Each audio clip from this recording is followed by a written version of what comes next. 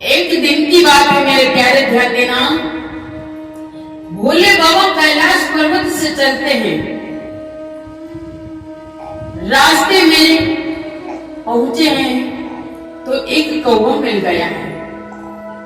भोले बाबा से बोला, बाबा आप कहाँ जा रहे हैं? तो बाबा बोले, भाई मैं नीलगिरी पर्वत पे जा रहा हूँ। वहां क्या हो रहा है, क्या करने जा रहे हो? तो भोले बाबा कहने लगे वहां पे आपके जाति बिरादरी के भुसंडी महाराज जी कथा सुना रहे हैं और वही कथा सुनने के लिए मैं जा रहा हूं। आज कौवा कहने लगा, कौवा ने जैसे ही ये बात को सुना, भोले बाबा की बात को कौवा ने सुना तो कौवा चक्कर में पड़ गया। अरे हमारी जाति बिरादरी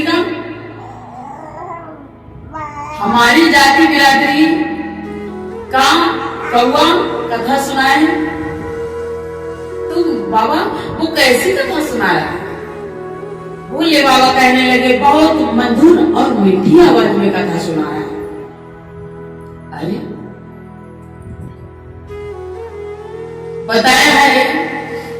आज कौवा ने जैसे ही जवाब दिया, बाबा वो कैसी कथा सुना रहा है?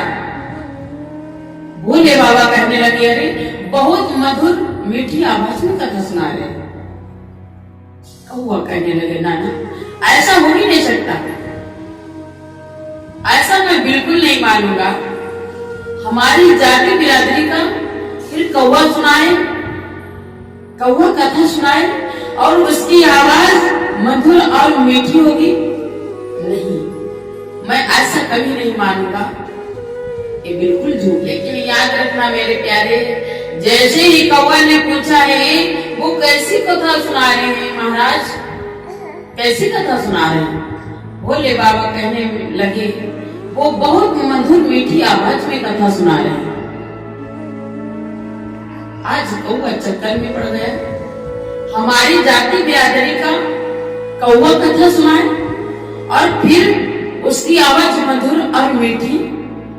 नाना मैं ऐसा नहीं मानूंगा, ये बिल्कुल झूठ है। आज कौवा कहने लगा, बाबा वो कैसी मधुर मीठी आवाज में कथा सुनाता होगा, जबकि कौवा की आवाज कोई सुनना पसंद नहीं करता है। अगर कौवा किसी दीवार पे आकर के बैठ जाए, किसी की दीवार पे आकर के बैठ जाए और काऊ काऊ करने लगे तो लोग उसे डीला मार के भगाते हैं, उसकी आवाज बिल्कुल नहीं पसंद करते हैं। और मेरे प्यारे याद रखना, बताया है। और लेकिन याद रखना मेरे प्यारे, जैसे कोई 4 व्यक्ति बैठे हों, 4-5 व्यक्ति बैठे हों आपस में और बातचीत कर रहे हों, उसमें से एक व्यक्ति ज्यादा बोल रहा हो तो लोग क्या कहेंगे? अरे भाई अगर बैठना है तो चुपचाप बैठो, क्या कौवा की तरह काऊ लगाए रखे? क्योंकि उसकी कोई आवाज सुनना पसंद नहीं करता है। इसीलिए बताया है, कौवा कथा सुनाए फिर मधुर और मीठी आवाज में, ये मैं नहीं मान सकता हूँ। और इसीलिए भोले बाबा से कौवा कहने लगा, बताया है। भोले बाबा से कहने लगा, कौवा बाबा क्या मैं भी चल सकता हूँ? भोले बाबा ने कहा, ठीक है चलो चलो मेरे साथ में।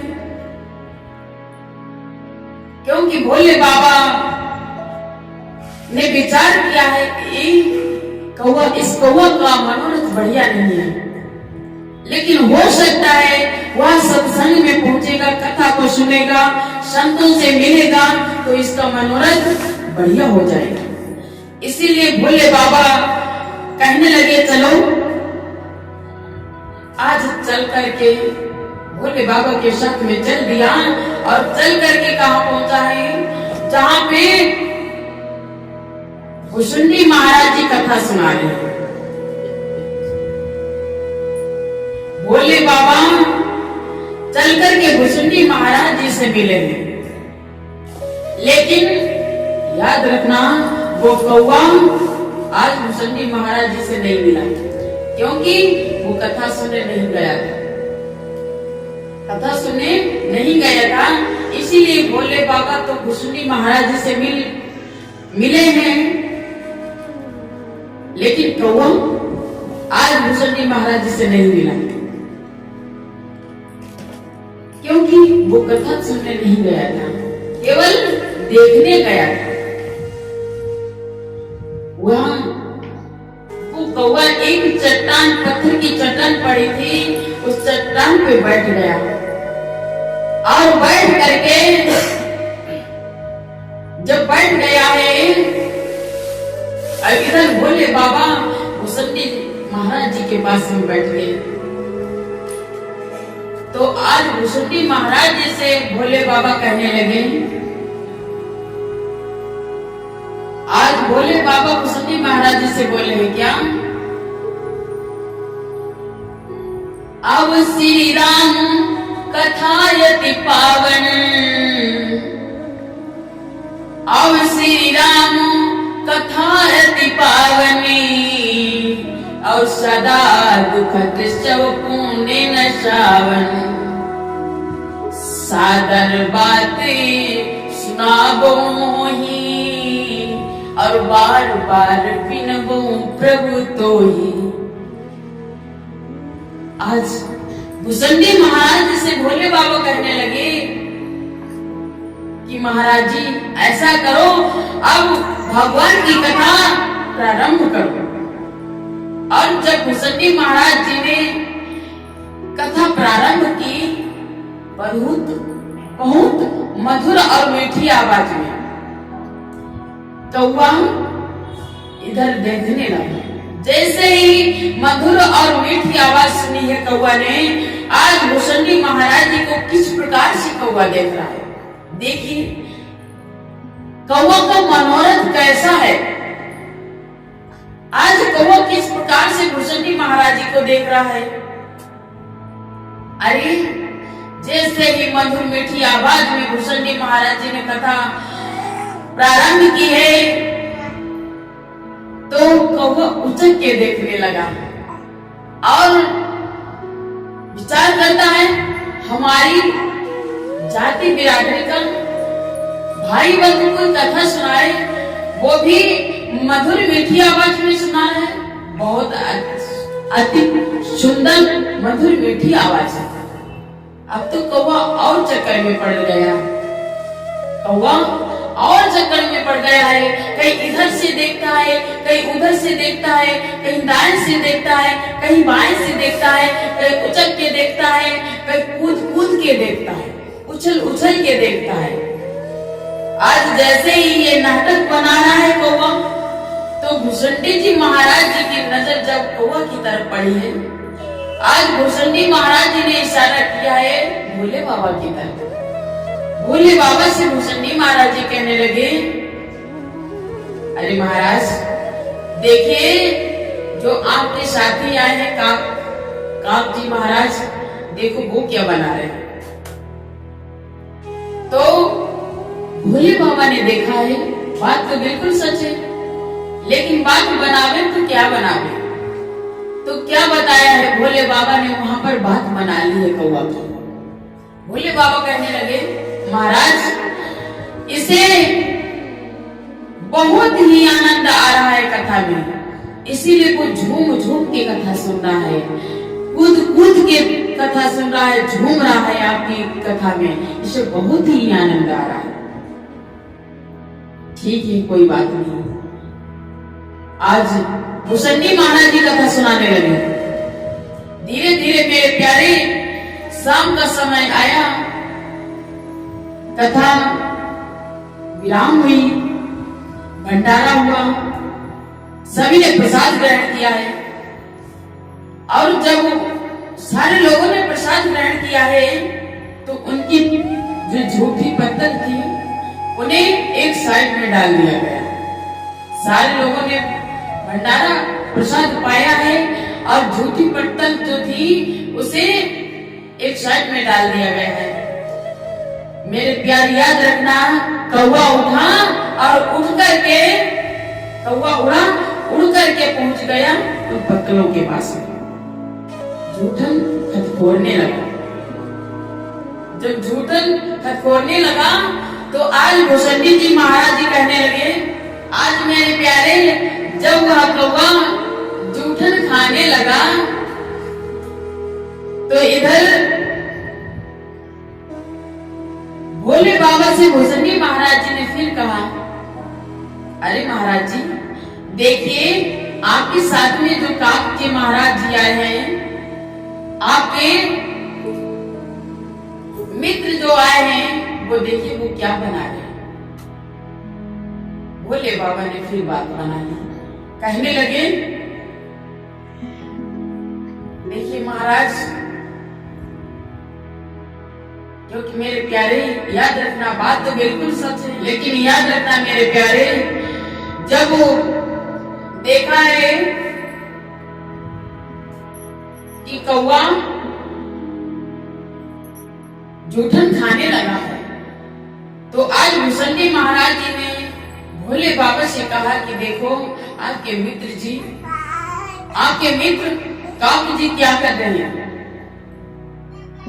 तो बात तो बिल्कुल सच है, लेकिन भोले बाबा ने वहां पर बात फिर बना दी। क्या बनाइए? भोले बाबा कहने लगे, महाराज जी एक परमहंस है, एक परमहंस है, ये चाहता है किसी संत की जूठन प्रसादी मिल जाए तो हमारी किस्मत ही बदल जाएगी। किसी भक्त की जूठन प्रसादी मिल जाए, किसी संत की जूठन प्रसादी मिल जाए, मैं खा लूंगा और खा के मेरी किस्मत ही बदल जाएगी, मेरा कल्याण हो जाएगा। चलो कोई बात नहीं। जब रात्रि आई, रात्रि गुजरी, सवेरा हुआ, और जब सवेरा हुआ है मेरे प्यारे, कौवा उड़ा कहाँ पे पहुंचा है? हम सभी लोग जानते हैं। कौवा जाकर के सुबह सुबह कौवा उड़ता है तो कौवा सुबह जाकर के कहाँ पे बैठता है? बोलो, कहाँ पे बैठता है? वहीं पे बैठता है। आज कौवा जाकर के उड़ा और उड़ करके पहुंच गया है बिस्तर में मुंह मारने लगा। जब बिस्तर में मुंह लगाया है तो उधर से भोले बाबा भुसंडी महाराज जी टहलते हुए आ रहे थे। आज भुसंडी महाराज जी की फिर नजर पड़ गई कौवा पे, तो आज भुसंडी महाराज जी कहने लगे, महाराज जी भोले बाबा से कहने लगे, बाबा देखो ये परमहंस क्या बना रहे हैं। ये परमहंस क्या कर रहे हैं? देखो आज जैसे ही भोले बाबा की नजर पड़ी है कौवा पे, बात तो बिल्कुल सच है। आज कौवा से भोले बाबा कहने लगे, अरे दुष्ट, अरे नालायक, तूने अपनी दुष्टता का परिचय दिखा ही दिया है। क्योंकि मैं पहली बार ही जब मैं तुमसे मिला था, मैं तेरे से पहली बार मिला था तो मैं जान गया था कि तेरा मनोरथ बढ़िया नहीं है। तो मैंने सोचा शायद तू मेरे साथ में चलेगा, संतों से मिलेगा और भक्त से मिलेगा, प्रसाद ग्रहण करेगा, कथा को श्रवण करेगा तो तेरा मनोरथ बढ़िया हो जाएगा। लेकिन याद रखना, तेरा यहाँ आकर के भी मनोरथ बढ़िया नहीं हुआ। और अरे दुष्ट, चाहे जहाँ तू चला जा, तेरा मनोरथ अब जीवन में बढ़िया होने वाला नहीं है। याद रखना मेरे प्यारे, आज क्रोध में आकर के भोले बाबा ने कह दिया है कि जाओ, चाहे जीवन में कहीं चले जाओ, लेकिन तुम्हारा मनोरथ बढ़िया नहीं हो पाएगा।